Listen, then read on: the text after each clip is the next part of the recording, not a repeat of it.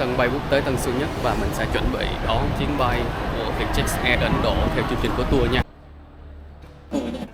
Bây giờ thì mình sẽ tìm cái đảo để mình làm thủ tục bay cái chuyến bay từ Hồ Chí Minh đi Ấn Độ. Và hôm nay mình sẽ làm thủ tục ở đảo G. Bây giờ mình sẽ di chuyển qua đảo G làm thủ tục nha. Mất một vài thủ tục thì mình đã có vé rồi. Và mình biết thì chuyến bay này là một chuyến bay thẳng từ Vietjet Air và khai thác trên gọi là cái máy bay Boeing A330. Và thời gian bay dự kiến từ Hồ Chí Minh đi New Delhi là khoảng 4 tiếng. Thì hôm nay mình sau khi lấy vé xong làm một số thủ tục hải quan thì mình sẽ ra cửa số 11 để chuẩn bị lên máy bay và khởi hành. Cái điều cũng hay á là tại vì đây là một cái chuyến bay nó vào khoảng 7 giờ tối, vì vậy mà chưa có ăn tối, nên là công ty tour có phát cho một ít đồ ăn như là bánh ngọt hoặc là chè gì đó, rồi cơm nắm vân vân, rồi có tặng thêm một cái nón nữa để mình không bị đói trước khi bay ha. Thực ra thì lúc mà mình bay thì mình có đặt thêm đồ ăn nữa, nên hy vọng là mình sẽ không đói trong chuyến bay này ha. Lúc đầu thì mình nghĩ là đổi tiền Ấn Độ rất là khó, nhưng mà ở Hồ Chí Minh thì mình có ra ở khu quận nhất chỗ Hương Long á, thì cái tỷ giá lúc đó là 280 đồng cho 1 rupee. Và lúc ngồi sân bay không biết làm gì nên mình đã mua kem chuối để ăn, và mình nhớ không lầm thì như là cái kem này khoảng hơn 3 đô thì phải, tính ra là khoảng hơn 60 ngàn á.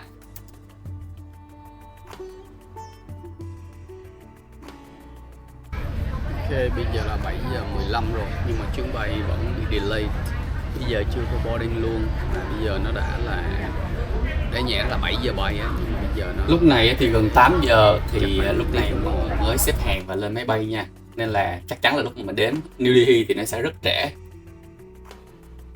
Lúc này thì mình lên máy bay rồi và đây là một cái máy bay thân rộng A330 của Airbus và nó được xếp ghế theo cấu hình 333.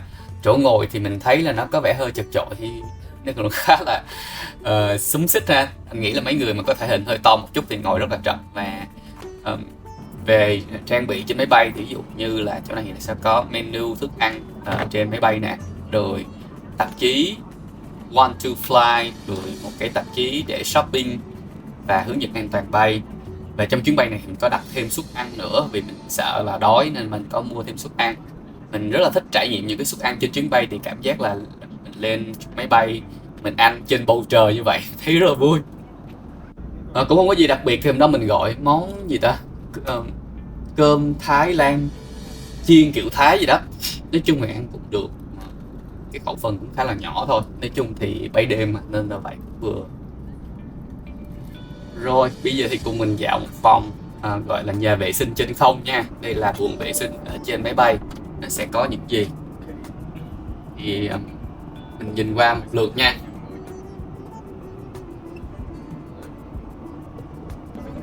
Sau 4 giờ bay thì cuối cùng mình đã đáp xuống sân bay quốc tế Indira Gandhi. Thì đây là một sân bay của một cái bà nữ thủ tướng đầu tiên của Ấn Độ, và người ta dùng tên bà để đặt cho sân bay này. Đây là một cái trạm trung chuyển hàng không rất là lớn ở Ấn Độ, ở thủ đô New Delhi.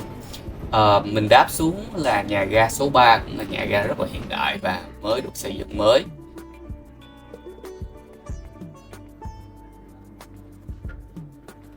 Vì Ấn Độ đi sau Việt Nam khoảng 1 tiếng rưỡi nên mặc dù là 4 giờ bay nhưng mà trên thực tế thì nó sẽ cộng thêm 1 tiếng rưỡi nữa.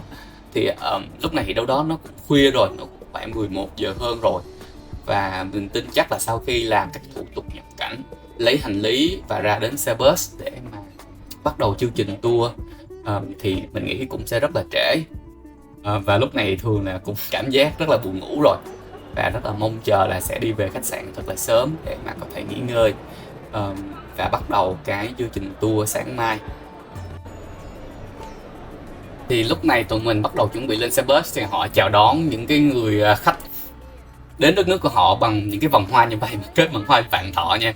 Mùi nó vẫn hơi ghê một chút.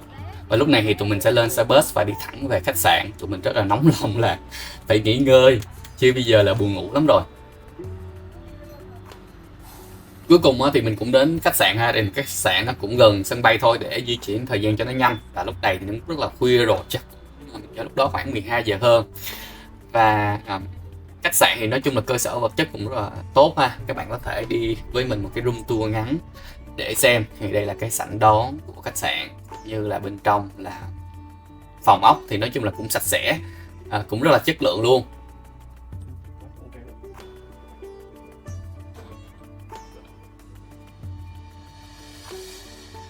Ok, hello các bạn. Thì hôm nay mình đã dậy sau một cái chuyến bay đêm và ngủ ở New Delhi.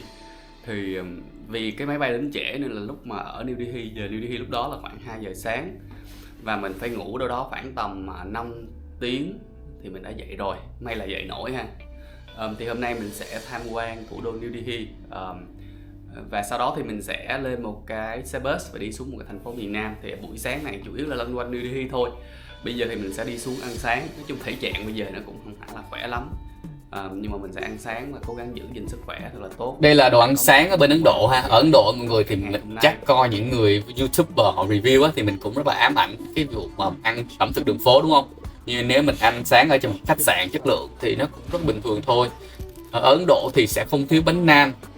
Bánh nan thì được làm ở một cái bột trắng, còn có một cái loại bánh nữa gọi là chapati hay là roti.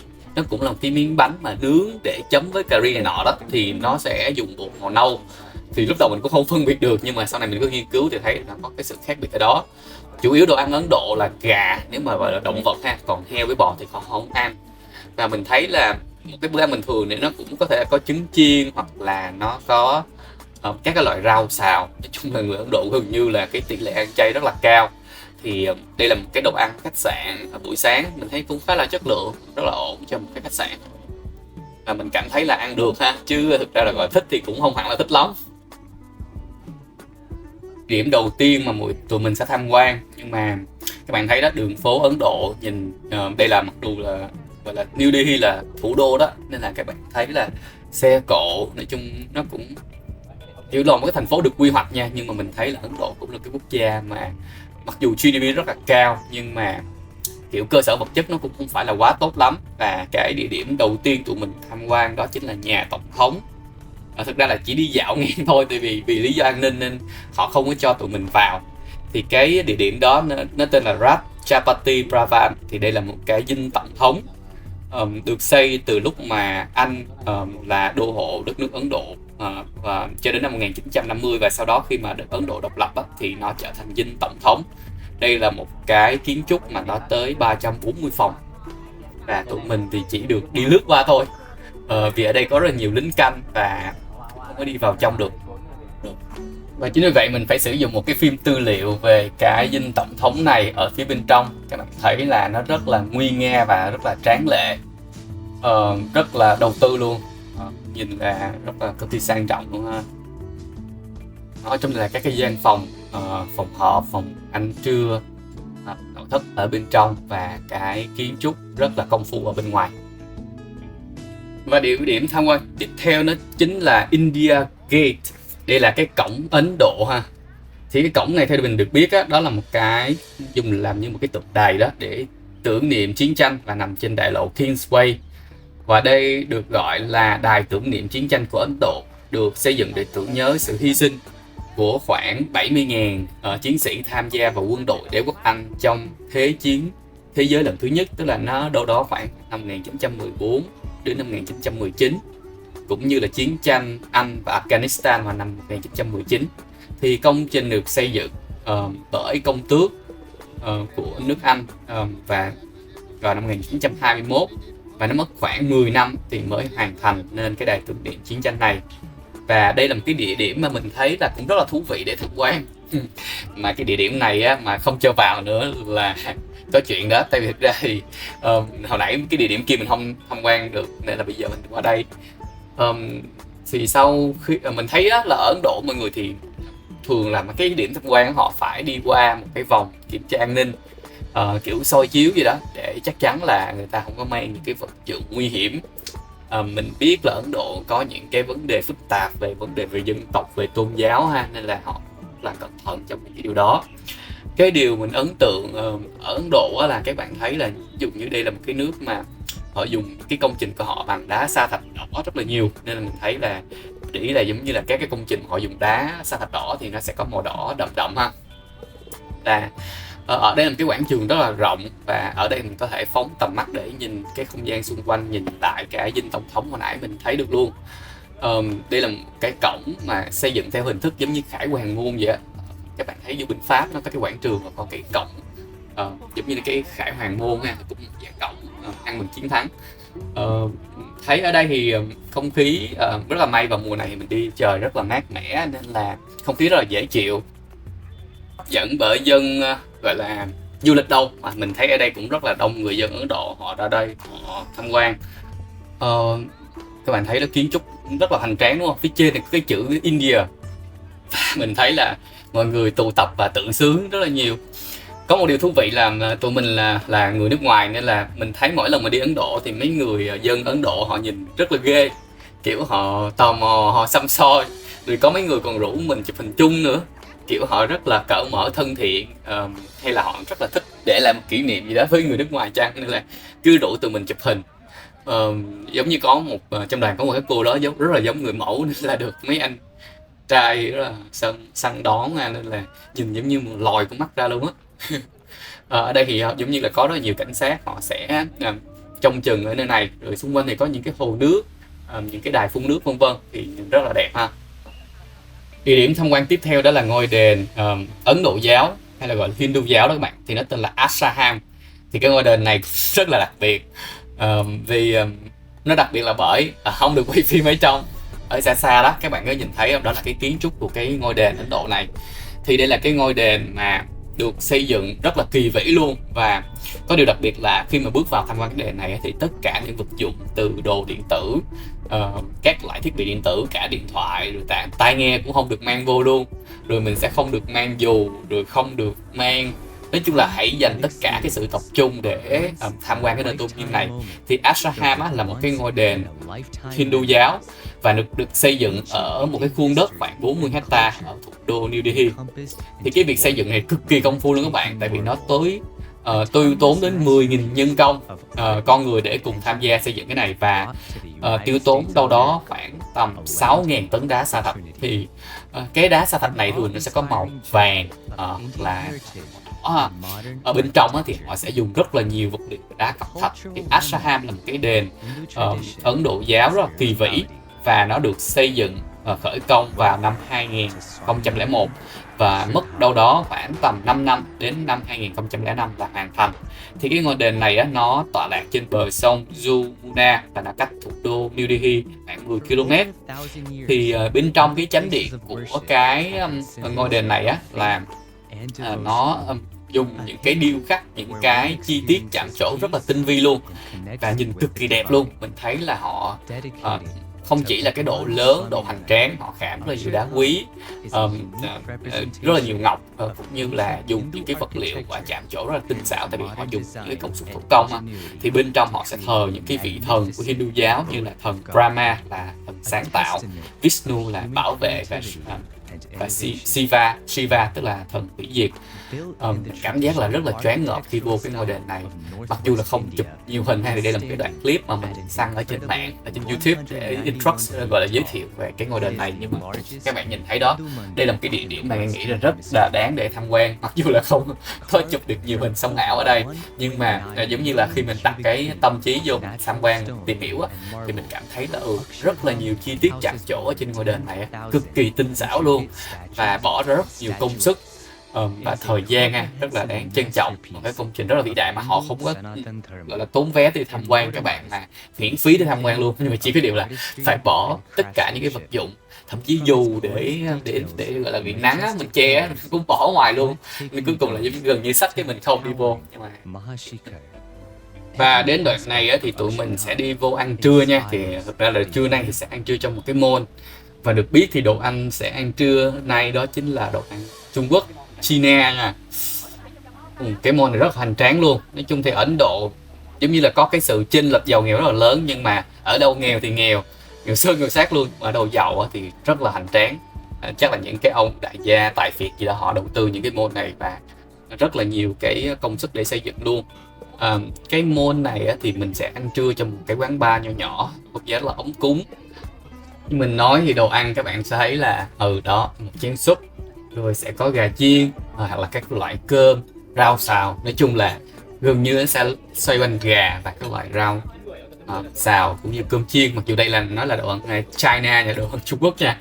Nói chung thì đồ ăn cũng ok, ăn được, giống như trải nghiệm thời lúc mà mình ăn sáng nay ha. Nói chung là ăn no và sẽ tiếp tục hành trình. Rồi sau khi ăn no thì mình sẽ làm gì? Thì dĩ nhiên sẽ leo lên xe bus, và lần này tụi mình sẽ vượt một hành trình rất là xa từ thủ đô New Delhi đi xuống một cái thành phố Agra. Thì Agra là một cái thành phố thuộc bang Uttar Pradesh. Uttar Pradesh là một cái bang gọi là có số dân khủng của Ấn Độ, nó tới 200 triệu dân, và đây là thành phố gọi là tiểu bang đông dân nhất của Ấn Độ. Mặc dù diện tích của nó đâu đó khoảng tầm 243.000 km vuông, nó tương đương với 6,8% diện tích của tiểu lục địa Ấn Độ thôi. Và các bạn biết là cái diện tích mà 243.000 này là gần xấp xỉ Việt Nam, nhưng mà cái dân số lại gấp đôi Việt Nam lận, nên là thành phố rất là đông dân. Agra là một cái thành phố không phải là thủ phủ của bang Uttar Pradesh. Cái thủ phủ của Uttar Pradesh là Lucknow. Nhưng mà đây Agra cũng là một cái thành phố lớn của cái tiểu bang Uttar Pradesh ha. Thì cái Agra này là một cái địa điểm du lịch rất là nổi tiếng với những công trình của thời kỳ vua Mughal. Và cái gọi là cái di tích nổi tiếng bậc nhất mà mình sẽ tham quan và giới thiệu vào ngày mai đó chính là đền Taj Mahal. Ngoài ra nó có những cái công trình di tích tiêu biểu khác cũng được UNESCO công nhận như là pháo đài Agra. Và đây là một cái thành phố mà nó có số dân khoảng 1,76 triệu dân. Và như các bạn biết thì Ấn Độ là cái đạo gọi là tôn giáo chính, nó chính là Ấn Độ giáo, bên cạnh đó là Hồi giáo và Kỳ Na giáo. Và cái tỷ lệ theo mình được biết là người theo Ấn Độ giáo chiếm 80%, và những cái người mà theo tôn giáo còn lại khoảng 20%, trong đó người Hồi giáo khoảng 15%. Thì trên đường đi thì tụi mình có dừng một cái trạm dừng chân, nó cũng rất là sạch sẽ và chỉnh chu ha. Thì các cái cánh tài xế ấy họ cũng dừng ở đây để ăn uống và nghỉ ngơi. Ở Ấn Độ mọi người thì mình thấy là do cái sự chênh lệch giàu nghèo rất là lớn. Trước khi đến Ấn Độ thì mình có tìm hiểu thì giống như là họ có sự phân cấp trong cái giai tầng của xã hội. Mình thấy là ví dụ như chỗ này thì cái washroom là cái nhà vệ sinh của họ, thậm chí có những người họ vô đó họ lau vệ sinh, rồi thậm chí bước vào là họ phải đưa khăn cho mình lau vân vân. Và thường là họ đòi hỏi một cái khoản tiền tip nho nhỏ để mình khích lệ họ. Và nói gọi là tiền tiếp thì không đúng, nhưng mà kiểu họ làm một cái công việc mà cũng không quá cần thiết, giống như bây giờ họ sẽ đưa khăn giấy cho mình, hay là họ sẽ mở cái bồn rửa tay cho mình vân vân. Thì nếu mình hài lòng mình có thể cho họ một khoản tiền tiếp nho nhỏ, và vì vậy mình phải đổi nhiều cái tiền lẻ đó để mình khích lệ họ, kiểu như vậy. Và đây là đường phố của thành phố Agra. Thì như các bạn biết là đặc sản của đường phố Ấn Độ là tiếng còi. Họ sẽ chạy rất là nhanh, luồn lách, và họ bóp còi rất là in ỏi. Thì như thông lệ của các tour thì thường là mình sẽ dừng lại rồi lâu có shopping, mua mấy cái đặc sản địa phương. Ở đây là một cửa hàng bán một ít đồ thời trang hoặc là số loại đá quý vân vân. Thì các chương trình tour thường sẽ kèm theo việc mua sắm, bởi vì cái này nó cũng rất là tốt cho nền kinh tế khi mà người khách du lịch tiêu dùng ở địa phương của họ, cũng như là những người tour guide, những người hướng dẫn thì có được khoản phòng nhỏ nhỏ. Thì cái này cũng là rất là đặc trưng cho các tour thôi. Ở Ấn Độ mọi người thì họ vẫn có những cửa hàng bán thức ăn nhanh, ví dụ đây là cửa hàng Burger King, mà ra mình có thấy cả KFC hoặc là McDonald's. Thì dĩ nhiên là cái menu của họ phải tùy biến để phù hợp với cái cách thức ăn uống của người dân Ấn Độ. Mình để ý thì phần lớn đó là những cái thực phẩm chay là chính. Burger chay chẳng hạn, không có bò, cá thì cũng rất ít, nhưng mà đặc biệt là vẫn có gà ha. Thì mình có thử order nhưng mà no quá nên mình chỉ gọi một ly nước nho nhỏ thôi. Và đây là cái không gian bên trong cửa hàng.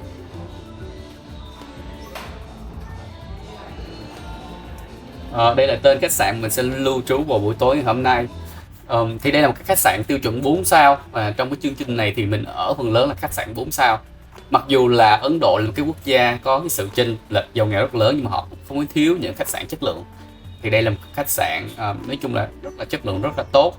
Thì ở Ấn Độ mọi người thì như mình nói là có thể là do cái việc có một cái việc làm của họ rất là khó khăn, nên là ví dụ trong hình là mấy cái người mà phân vác đồ lên phòng thì thậm chí là họ rất là cẩn thận. Ví dụ như là hỏi mình là ở phòng nào, họ sẽ điền cái số phòng của mình để mà họ tự mang hành lý lên tận phòng của mình luôn.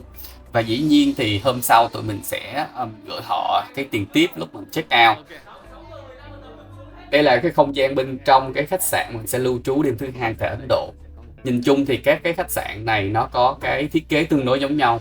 Và vì đây là một khách sạn tiêu chuẩn 4 sao, có cả hồ bơi, rồi bên trong phòng thì trang bị đầy đủ tất cả những cái thứ cần thiết cho một cái khách sạn tiêu chuẩn như vậy. Nói chung là chất lượng phòng rất là tốt và mình cảm giác là rất hài lòng. Tuy nhiên thì có một điều đó là cái cách mà người Ấn Độ họ sử dụng mùi hương ở trong phòng á, thì nếu bạn nào không quen thì cảm thấy hơi khó chịu một chút ha. Nhìn chung thì cái cơ sở vật chất nói chung là rất là ok nha, Okila nha. Một cái show nó gọi là Kalakriti. Cái show này á, là tái hiện lại cái bối cảnh về cái cách mà đền Taj Mahal được xây dựng. Thì cái người xây dựng cái đền Taj Mahal được UNESCO công nhận thì đó là hoàng đế Shah Jahan. Đây là cái vị hoàng đế của đế quốc Mughal. Và vào khoảng thế kỷ thứ 17 thì ông có một cái người vợ, và sau khi người vợ này, tức là hoàng hậu đó, sinh một cái đứa con gái thứ ba. Đây là người con chung thứ 14 của hai người. Thì sau đó bà mất, và để mà khỏa lấp cái gọi là cái sự mất mát đó, cũng như là thực hiện cái lời cam kết với người hoàng hậu của mình, thì ông đã tiến hành xây dựng cái đền Taj Mahal. Đây là biểu trưng cho cái cuộc tình của hai người. Và cái show này để tái hiện lại cái quá trình từ cái cuộc tình của họ đến cái việc mà bà hoàng hậu mất đi, và việc cái kiến trúc Taj Mahal được ra đời như thế nào. Thì cái show này mình sẽ không được quay phim chụp hình, nên là mình sẽ dùng ít hình tư liệu để các bạn có thể dễ hình dung nha.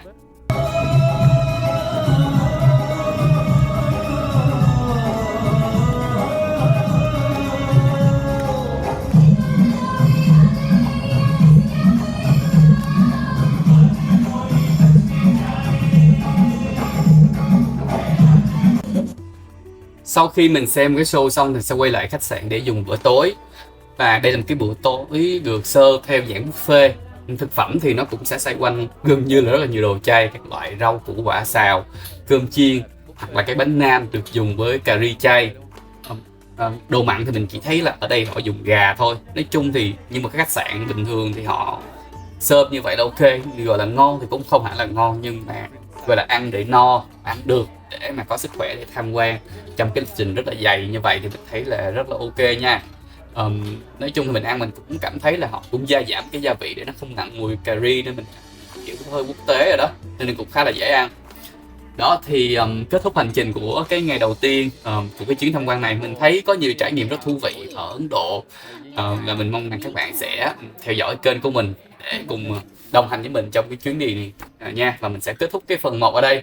Các bạn nhớ ủng hộ mình like hoặc subscribe gì đó để clip này nó được nhiều người biết đến hơn nữa ha. Xin chào và hẹn gặp lại vào phần 2 nha.